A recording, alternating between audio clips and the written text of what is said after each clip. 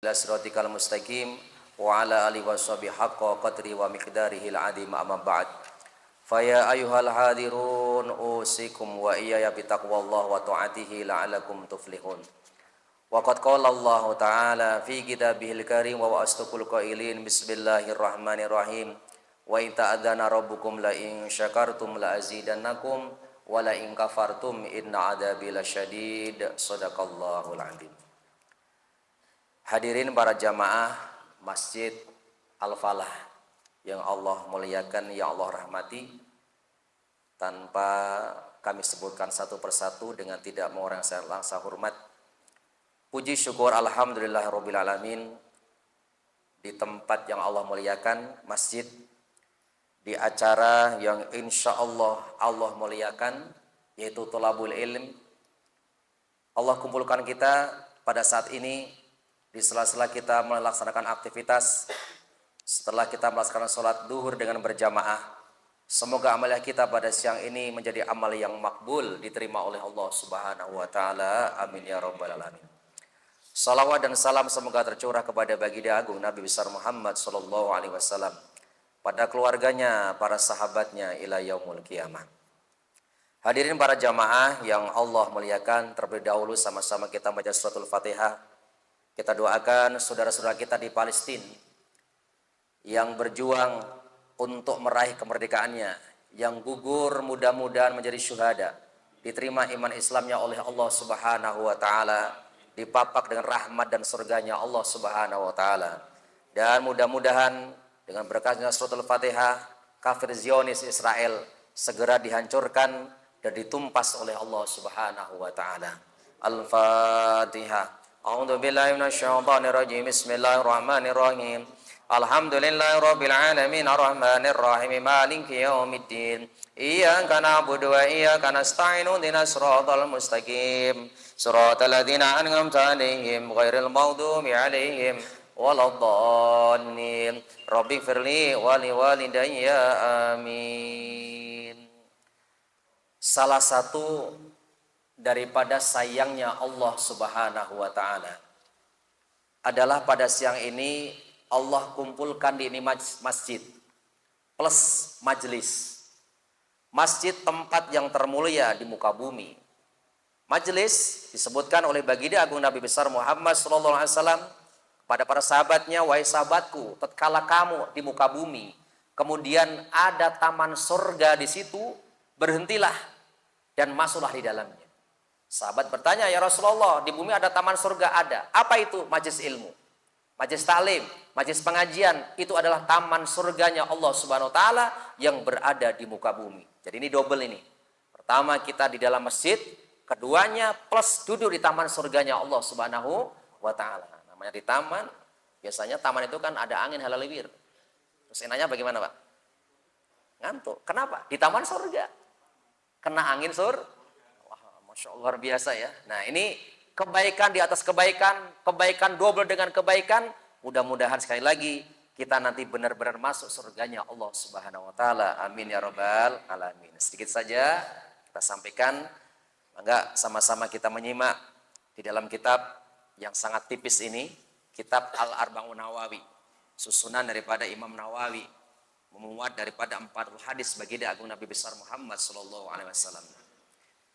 Dalam hadis ini disebutkan bismillahirrahmanirrahim, an Ibni Abbas radhiyallahu anhuma an Rasulillah sallallahu alaihi wasallam fi ma yarwihi an rabbihi tabaraka wa ta'ala qala innallaha katabal hasanat wasaiat summa bayana dzalik faman hamma bi hasanatin falam ya'malha katabahallahu indahu hasanatan kamilah wa in hamma biha fa'alimaha kataballahu indahu hasanatin ila sab'imi'atin dhifin ila ad'afin kasira wa in hamma bi sayyi'atin falam ya'malha kataballahu indahu hasanatan kamilah wa in hamma biha fa'alimaha kataballahu sayyi'atan wahida. Rawahul Bukhari wa Muslim. Hadis riwayat Imam Bukhari Muslim, di mana baginda agung Nabi besar Muhammad sallallahu alaihi wasallam bersabda, innallaha katabal hasanat wasaiat. Sesungguhnya Allah itu telah akan menulis setiap kebaikan dan setiap kejelekan daripada makhluknya. akan dicatat, tidak bisa lepas daripada catatan Allah Subhanahu wa taala. Summa bayana dzalik faman hamma bihasanatin falam ya'malha katabahallahu indahu hasanatan kamilah. Barang siapa yang punya niat baik, punya rencana baik, falam ya'malha, tapi dia tidak melaksanakan niatnya tersebut.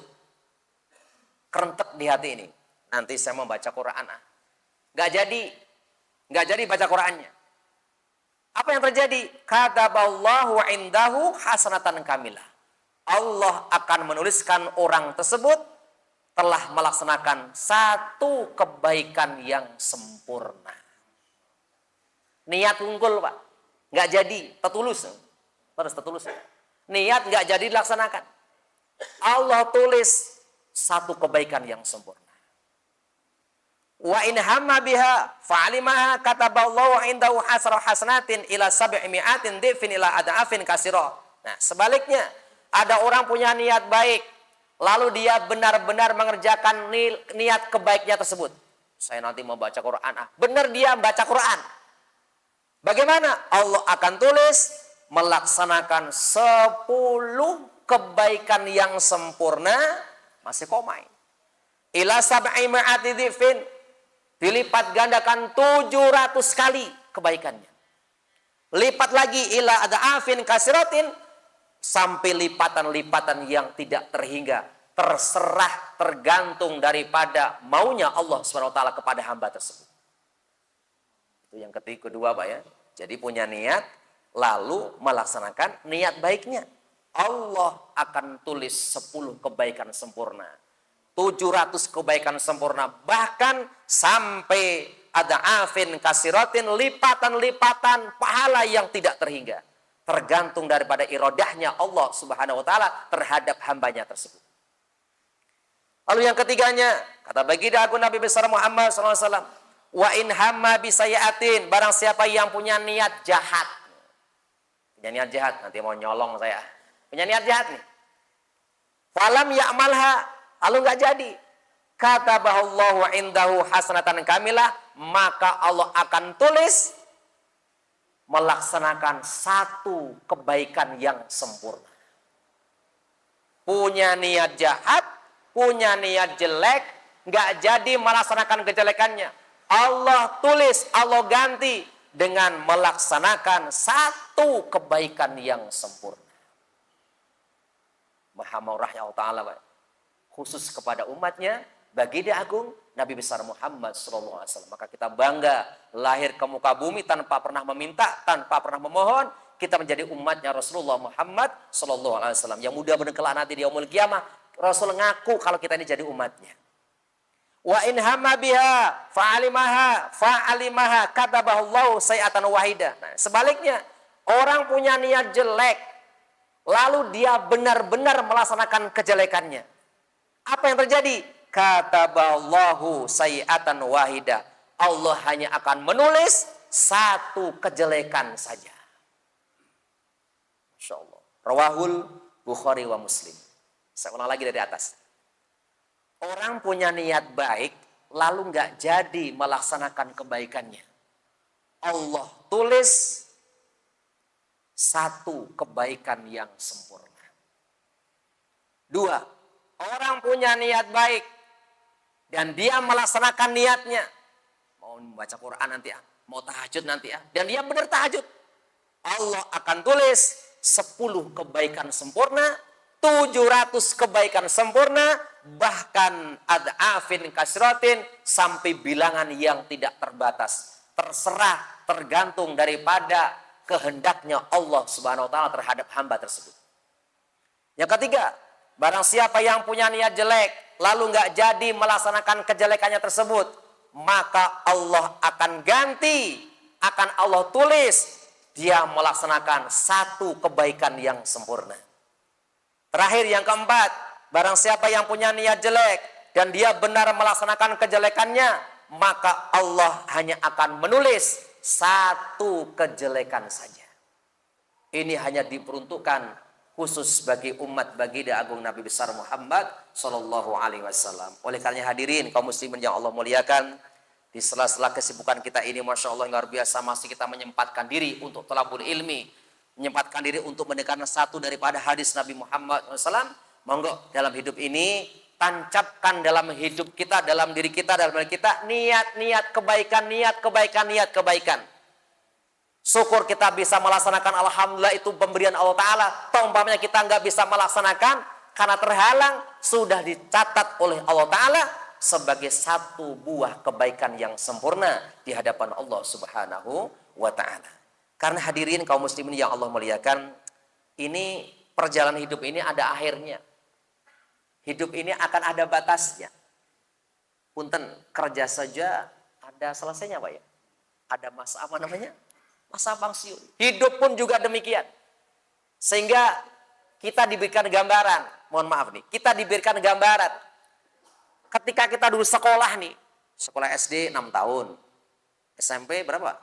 3 tahun, SMA 3 tahun, berarti 12 tahun. Kuliah yang cerdas berarti berapa, Pak? 4 ya? Berarti 16 tahun. S1, S2-nya berapa? 2 cukup ya? 18 tahun lah. 18 tahun sekolah. Nah, kita ingat dulu masa-masa SD itu. Mas kalau sudah dewasa, kuliah nggak dikasih tahu sama gurunya. Ini waktu SD, nancep di otak kita. Ketika mau naik kelas, gurunya ngomong gini, nah sekarang Bapak ngadain ulangan. Bapak ulangan ya. Terus soalnya Bapak kasih 40 soal. Dengan durasi waktu kalian mengerjakan selama 60 menit atau 1 jam. Lalu gurunya ngomong lagi, tolong kerjakan yang mudah-mudah dulu. Yang sulit nanti belakangan. Supaya waktu yang kamu gunakan dengan sebaik-baiknya masih ada waktu. Yang mudah sudah kamu kerjakan, tinggal mikir yang sulit-sulit. Seandainya yang susah ini nggak bisa dikerjakan, nggak masalah. Tak, kamu sudah punya modal, sudah punya yang mudah sudah kamu kerjakan. Ternyata benar ini. Si anak ini ngerjakan 40 soal ini dikerjakan 37. Kalau yang 37 itu mudah semuanya. Yang 3 sulit. Nah, tiba waktunya guru mengatakan, nah, waktu ngerjakan soal tinggal 5 menit lagi.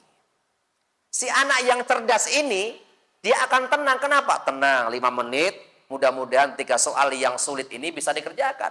Toh kalau umpamanya nggak bisa, nggak apa-apa. Saya sudah punya berapa? 37. Sudah punya nilai 37. Insya Allah ini benar, ini soalnya mudah semuanya. Begitulah hidup. Hidup ini Masya Allah ada batasnya. Kapan batas akhirnya? Idza jaa ajaluhum la yastakhiruna sa'atan wa la yastaqdimun. Apabila ajal kematian datang, nggak bisa ditunda, nggak bisa dimajukan, nggak bisa dipundurkan sedetik pun. Kalau namanya mati sudah datang. Oleh karenanya bagaimana? Karena ada batas ini. Jadi seperti orang anak ujian kita ini. Diuji oleh Allah Ta'ala, ada batasnya. Sampai 60 tahun, sampai 50 tahun, sampai 70 tahun nggak bisa dimajuin, nggak bisa dimundurin. Lalu sebelum batas itu biasanya bagaimana? Dikasih rambu-rambu dulu sama Allah Ta'ala. Sebagaimana seorang guru mengatakan, nah ujian kamu 5 menit lagi. Begitu juga hidup ini. Kasih rambu-rambu sama Allah Ta'ala. Manusia umat Nabi Muhammad. Kamu hidupnya tinggal segini lagi.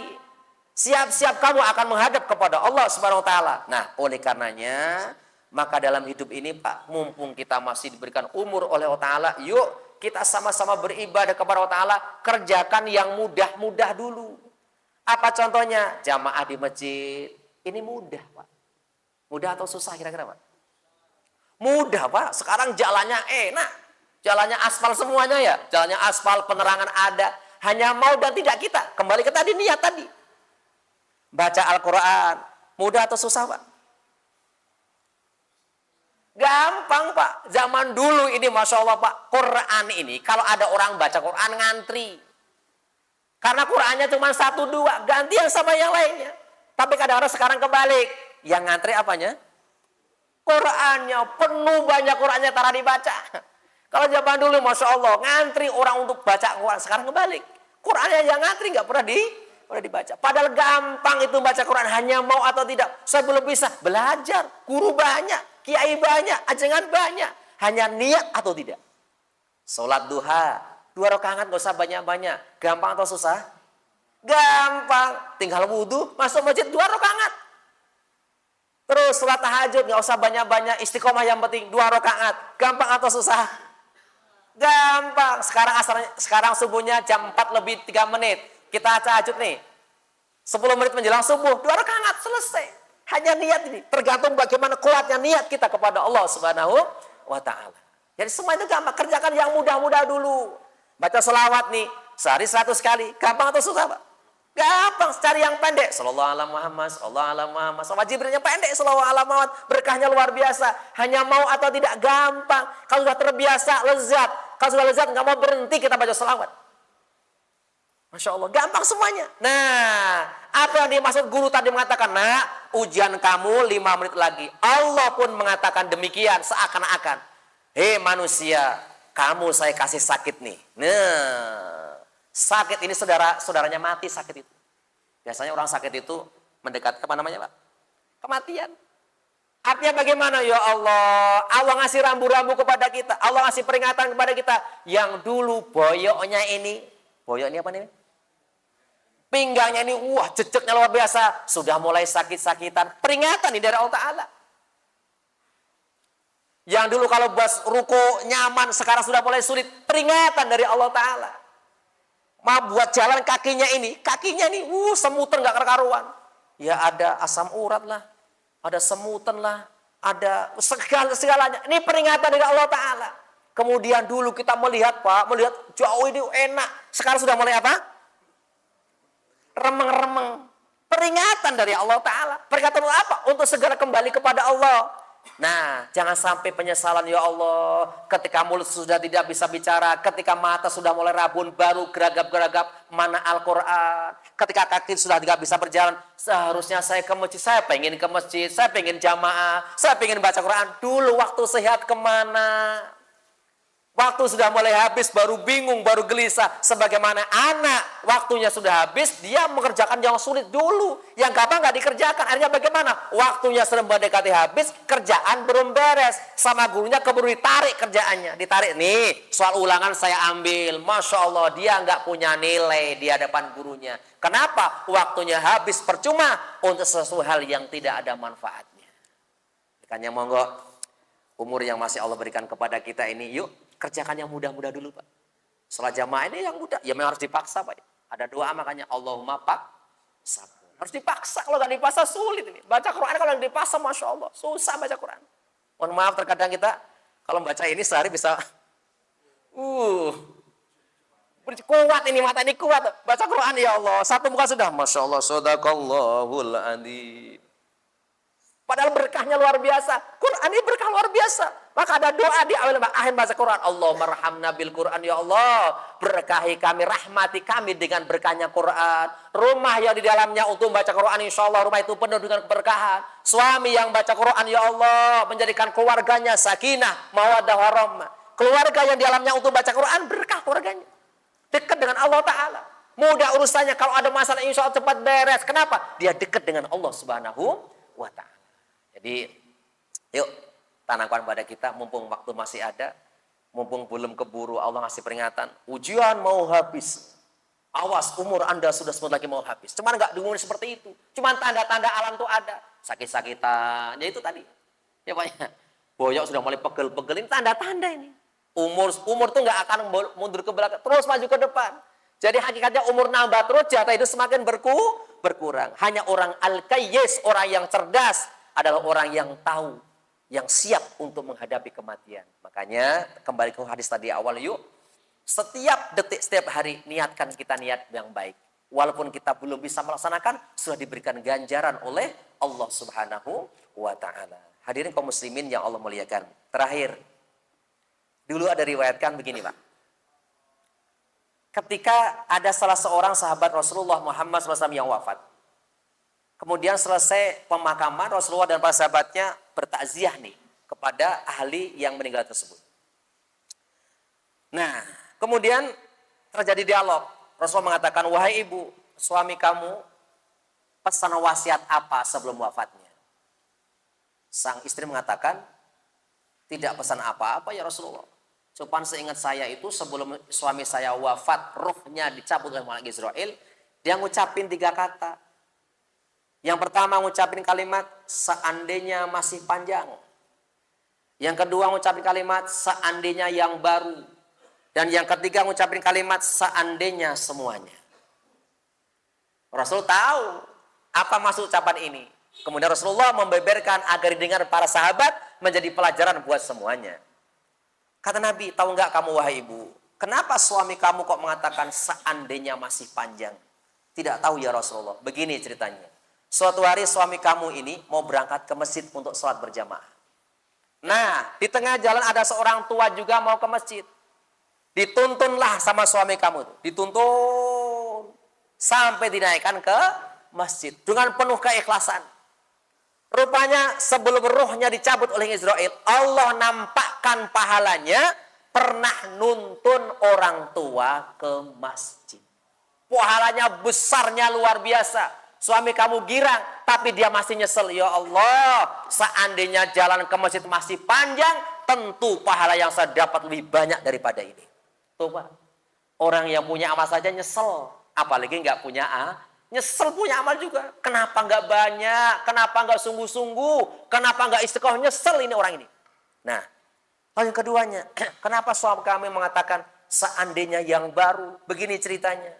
Suatu saat suami kamu itu mau berangkat ke bepergian, ada riwayat mau ke masjid juga, bawa mantol nih, jas hujan, bawanya dua, yang jelek yang dipakai, dia bawa yang baru. Di tengah jalan ketemu sama orang, kehujanan juga, diuculin, dilepas, mantel yang jelek dilepas, dikasihkan kepada orang tersebut, dia pakai yang baru. Rupanya pernah ngasih jas hujan bekas kepada teman mau ke masjid, ketika meninggal dunia ditunjukkan pahalanya oleh Allah Ta'ala. Pahalanya besar luar biasa. Suami kamu mengatakan, ya Allah, coba kalau dulu yang saya kasihkan jas hujan yang baru, tentunya pahala yang saya dapat lebih besar daripada pahala ini. Nyesel. Lalu yang ketiganya, kenapa suami kamu mengatakan seandainya semuanya? Ketika sedang makan sepotong kue, ada kue nih, dimakan oleh suami, mau dimakan. Tiba-tiba ada pengemis nih. Saya lapar, saya mau minta makan, minta sedekahnya. Kuenya dibagi dua. Yang satu dikasihkan pengemis, yang satunya dimakan sendiri. Ketika roh mau dicabut, Allah nampakkan pahala pernah ngasih kue sepotong kepada pengemis. Besar pahalanya. Tapi suami kamu masih nyesel, ya Allah, coba kalau dulu yang saya kasihkan ini, yang semuanya tak kasihkan, tentunya pahala yang saya dapat lebih besar daripada ini. Masya Allah, luar biasa Pak ya. Oleh karena, monggo, di dalam melaksanakan suatu amal, kalau usahakan kita sesempurna mungkin. Sesempurna mungkin, sebaik mungkin, serapi mungkin. Termasuk, Masya Allah, dalam kita bekerja Pak. Ini kerja ini kalau orang mengatakan ini urusan dunia, bukan urusan dunia Pak. Kerja ini bukan urusan dunia. Bisa, kumhaniat kita bisa sampai kemana Pak? Ke akhirat. Ada riwayat suatu ketika Pak, dalam masjid ada seorang pemuda nih. Ada seorang masjid dalam masjid, Sayyidina Umar nih, melihat. Hei pemuda, tak lihat kamu kok dari tadi kok nongkrong di masjid, ada apa? Apa kata dia? Wahai Umar, saya minta rezeki sama Allah Ta'ala. Marah beliau. Beliau marah, keluar kamu dari masjid. Buat gitu caranya, bekerja. Karena orang bekerja ini Masya Allah jihad. Keringatnya orang bekerja, capeknya orang bekerja. Kalau orang Jawa bilang, pulang kerja dengan Pak, ngetok-ngetok awak ini. Tahu Pak ngetok-ngetok itu? Pegel-pegel itu. Badannya pegel-pegel. Ketika pegel-pegel itu rontoklah dosa-dosanya. Ada dosa yang Allah gugurkan dengan lantaran bekerja. Rontoklah dosa-dosanya ketika pulang kerja. Ya Allah, pekerja seperti ini. Ini merontokkan dosa-dosa tersebut. Dan orang kerja itu mulia di hadapan Allah Subhanahu wa Ta'ala. Dengan syarat bagaimana? Syaratnya adalah Masya Allah yang tadi. Semaksimal mungkin kita kerjakan semata-mata untuk menggapai niatkan untuk akhirat, maka walaupun kelihatan urusan dunia, insya Allah akan mendapat ganjaran di hadapan Allah Subhanahu wa Ta'ala. Demikian yang saya sampaikan, mudah-mudahan ada berkah manfaat buat semuanya. Ini waktunya pendek, istirahat supaya bapak-bapak bisa apa namanya Pak? Ya, bisa saling ngobrol, bisa makan dan sebagainya. Ya, kayaknya ini saja Pak ya, sampaikan apa ya? Ada pertanyaan nggak ada?